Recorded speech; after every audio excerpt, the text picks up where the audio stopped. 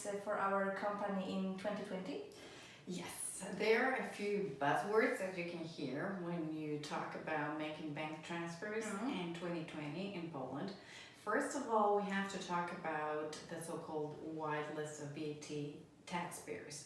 Such a list was created, and it's very important to check it from time to time, or especially when you are about to make a bank transfer for your business partner, and the payment you're about to make is for a transaction for over 15,000 PLN. Okay.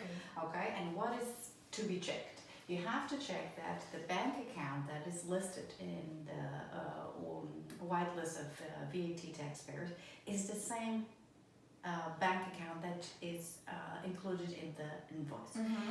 Because if you pay this invoice, if you make such a payment to a bank account that is unlisted, then this invoice, this payment cannot be tax deductible.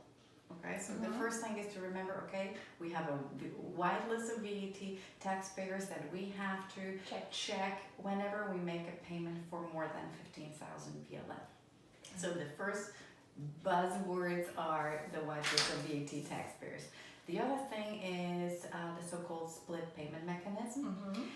In Polish it is mechanizm podzielonej płatności, which means that when you have an invoice and it says split payment, you have to split the payment into two. You have to pay the net amount and the VAT amount separately. And again, if you fail to do so, a payment that is made in any other way than with the split payment mechanism in your bank transfer template will not be tax deductible. Okay.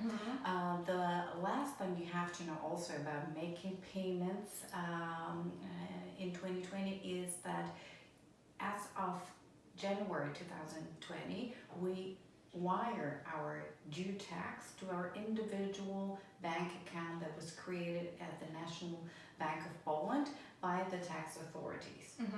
So we no longer send the money to a pertinent tax office. Of course, it's still included in the bank transfer, but we have our own individual bank accounts that are created specifically for each taxpayer, right? There is a website that was created for that purpose where we can check what the bank account number is for us.